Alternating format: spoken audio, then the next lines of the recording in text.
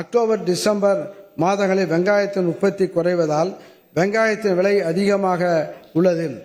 இந்த இடைவெளியை குறைப்பதற்காக வெங்காயத்தினை சேமித்து வைத்து மகசூல் குறையும் நேரங்களில் விற்பனை செய்வதற்காக 36,000 மெட்ரிக் டன் கொள்ளளவு கொண்ட வெங்காய சேமிப்பு கூடங்கள் அமைக்க மானியம் வழங்க ரூபாய் 18 கோடி ஒன்றிய மாநில நிதி ஒதுக்கீட்டில் செய்யப்படும். இத்திட்டத்தில் 1000 உழவர்கள் பயனடைவர்.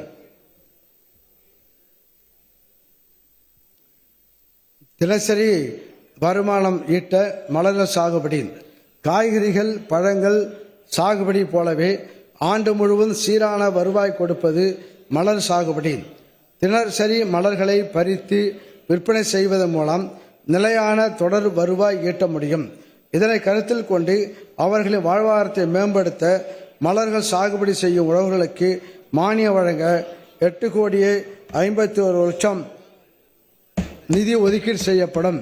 இதன் மூலம் 6,200 ஏக்கரில் மலர்கள் சாகுபடி செய்யும் சுமார் 9,000 உழவர்கள் பயன்பெறுவார்கள். மல்லிகைக்கான சிறப்பு திட்டம். பாரம்பரிய மலர்களில் மிகவும் சிறப்பு வாய்ந்த மல்லிகை மலரானது தமிழ் பண்பாட்டில் சங்க காலத்திலிருந்தே தனக்கென்று தனி இடத்தை பெற்றுள்ளது. மதுரைக்கு மற்றுமோர் முகவரி தந்த மல்லிகை தமிழ்நாட்டில் 42,000 ஏக்கரில் பயிரிடப்பட்டு 2 லட்சம் மெட்ரிக் டன் உற்பத்தி செய்யப்படுகிறது. மதுரை, திண்டுக்கல், ஈரோடு, சேலம், தருமபுரி, கிருஷ்ணகிரி, திருவள்ளூர், திருவண்ணாமலை ஆகிய மாவட்டங்களில் அதிக அளவில் மல்லிகை சாகுபடி செய்யப்படுகிறது. மல்லிகை மலர் பெரும்பாலும் பூக்களாக விற்பனை செய்யப்படுகிறது. மல்லிகை, ஜாதி மல்லி ஆகியவை வாசனை எண்ணெய் பிரித்தெடுப்பதற்காக பயிரிடப்பட்டு வெளிநாடுகளுக்கும் ஏற்றுமதி செய்யப்படுகிறது. தமிழ்நாட்டில் 2025-26 ஆண்டில் 3,000 ஏக்கரில் ரூபாய் 1,60,00,000 நிதி ஒதுக்கீட்டில் 7,000 உழவர்கள் பயன்பெறும் வகையில் மல்லிகை சாகுபடி ஊக்குவிக்கப்படும். நறுமண ரோஜாவிற்கான சிறப்பு திட்டம். தமிழ்நாட்டில் ரோஜா மலர்கள் 9,600 ஏக்கரில் கிருஷ்ணகிரி, தருமபுரி, சேலம், திருவண்ணாமலை, திருப்பத்தூர், திண்டுக்கல் ஆகிய மாவட்டங்களில் அதிக அளவில் சாகுபடி செய்யப்படுகிறது. ரோஜா மலர் சாகுபடியை ஊக்குவிக்க ரூபாய் 1 கோடி நிதி செய்யப்படும். சுவைதாளித பயிர்களுக்கான சிறப்பு திட்டம்.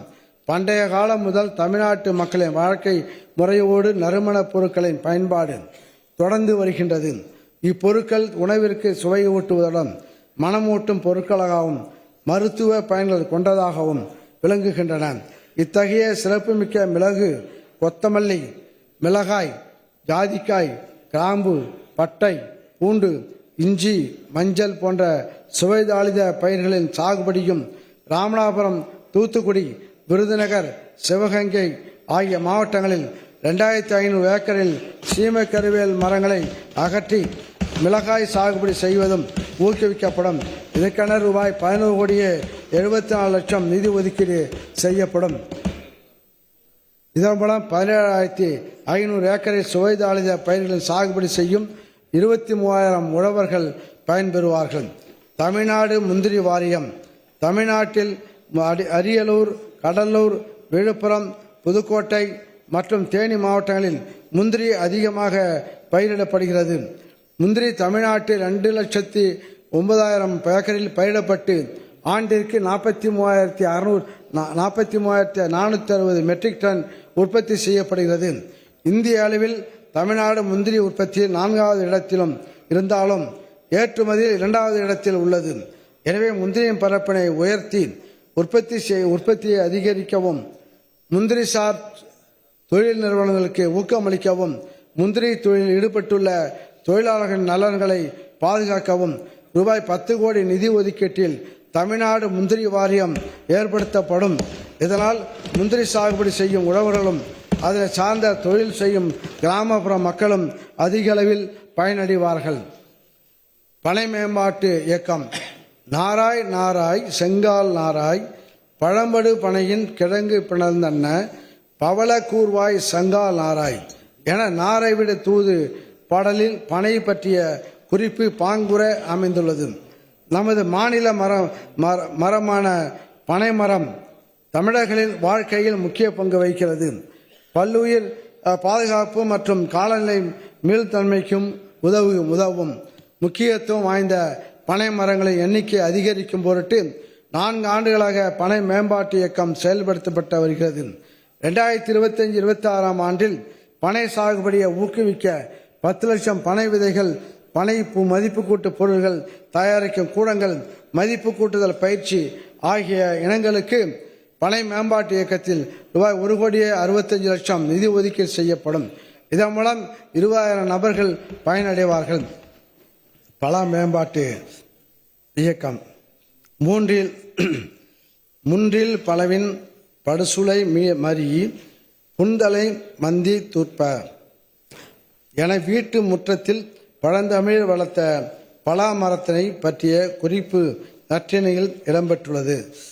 2023-24 மற்றும் 2024-25 ஆண்டுகளில் பலாவிற்கு சிறப்பு திட்டம் அறிவிக்கப்பட்டு பரப்பு விரிவாக்கம், ஒருங்கிணைந்த உரம் மற்றும் பூச்சி மேலாண்மை, சிறிய அளவிலான பலா பதப்படுத்தப்படும் அமைப்பு, பலா சாகுபடி மற்றும் மதிப்பு கூட்டுதலுக்கான பயிற்சி ஆகியவற்றிற்கு மானியம் வழங்கிட ரூபாய் 3,71,00,000 நிதி ஒதுக்கப்பட்டுள்ளது. இதன் மூலம் இதுவரை 2,876 பயனாளிகள் பயனடைந்துள்ளனர். 2025-26 ஆண்டில் புதிய ரக பலா சாகுபடி பரவாக்கம், பலாவில் ஊடுபயிர் சாகுபடி போன்ற திட்டக்கூறுகள் ஊக்குவிக்கப்படும். இதற்கென ரூபாய் 5 கோடி நிதி ஒதுக்கீடு செய்யப்படும். வெண்ணெய் பழம் அவகடா சாகுபடியினை ஊக்குவித்தல்.